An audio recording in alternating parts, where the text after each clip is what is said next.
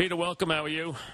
I'm doing very well. If it weren't raining here in Detroit, it would be better. But it's supposed to let up, and the game may start about a half an hour late, but it'll get played, I believe. Yeah, good series. Very, very good series. Interesting series, no question about it. A couple of things last night surprised me. I was surprised that the Red Sox went after Cabrera with the runner on second and 2 out, even though he's hurting.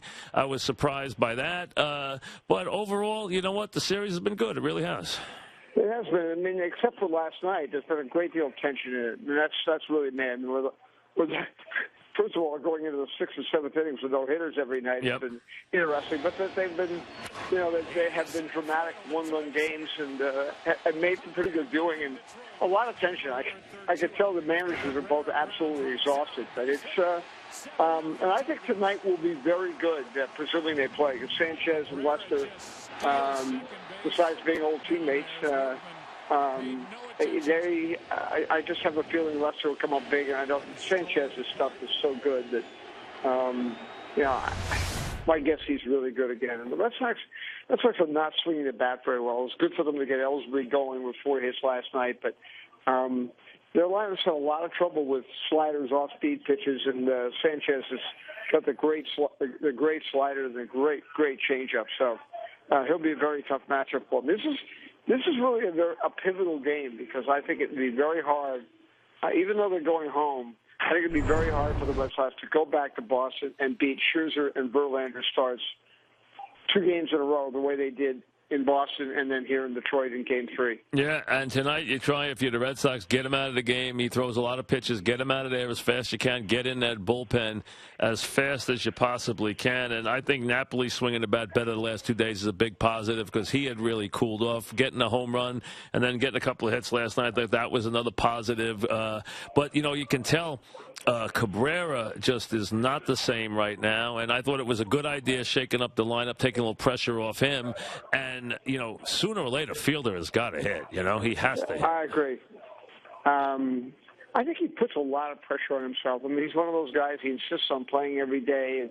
And he is a grinder, but he certainly has struggled in the postseason. I think another key guy in this game is Drew. I mean, Red Sox there's no reason that he doesn't hit. And so I can see certain other guys having trouble with breaking balls and so forth. Drew, it shouldn't be. I think that's why. I mean, they haven't announced the lineup, but I'm sure Bogaerts is going to play third and Drew shortstop.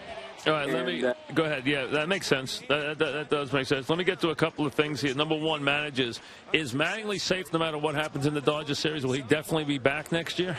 That's what Dodger people keep saying. The only thing is if something really strange happened here, maybe there'd be a problem. But the second guessing and so forth. I mean, I know where that comes from. I mean, Adrian Gonzalez likes to think he's a manager. And he talks a lot about managers. I mean, it used to drive Terry Francona. So he's the one talking about Mattingly? A lot, yeah. Wow. How did you see his facial expression when he pinch ran for him? Yeah, I mean, and made a big deal about that, too. I mean, but is he the one questioning his moves all the time? Yeah. Wow. Yeah, but I don't think Adrian needs it in any bad way, but that's just his nature. That's who he is. He used to do it in Boston. He did it in San Diego. It's just he's one of those guys.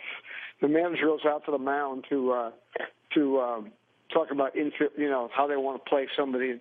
Adrian's already there telling everybody what to do. I mean, he's kind of like he thinks he's the manager on the field, and I don't think it's with ill intent. But you know what I'm saying? That there are certain guys that just talk all the time about, this guy should have done this guy should have done that. And, Mattingly's been very protective of him, too. He has, he said he was his best clutch hitter this year, and then yesterday he paid him back with a couple of home runs because, let's be honest, Gonzalez hadn't had a reputation for being a good big-game player, and yesterday he came up big with a couple of home runs. Yeah, he did, and actually he's had a really good season for them. So, he is he's not the power hitter he appeared to be for a while in San Diego. And I think being through a couple of shoulder operations, it impacts that. But at the same time, he's a good first baseman, a very good throwing first baseman. And he's still a very good player. I mean, there's no kind of going back in history on that trade. I mean, And as we know, it doesn't mean anything as far as money is concerned with the Dodgers. Oh, we know that. How about, does that team like Puig? Yeah, I mean, at first I don't think they did. But I think that they've grown to like him. I'm told that he's a guy that's been just tremendous in helping him out and sort of helping him understand that he needs to pull the throttle back a little bit. The guy that's been great is Uribe. He's such a tremendous teammate, and he's really been a mentor to Puig, and I think that's helped a lot. All right, a couple of things now. With Joe Girardi off the radar now, where are the Cubs going for a manager? I think it's going to be Rich Renteria. I really do. He's managed in Mexico. He's run some of the Padres' Latin American, development, and I think that more than half the Cubs' best young players are Latin players, and they're all going to be starting to come to the major leagues 2 years from now. Baez and Soler and guys like that are coming, and they want someone who's really dealt with and who relate to the Latin players. And I think that's, in the end, that's going to be the most important thing. But they really they were really taken by Joe. They thought he was. They think he's terrific. It's not just PR. They really believe that he's the right kind of person to lead that franchise.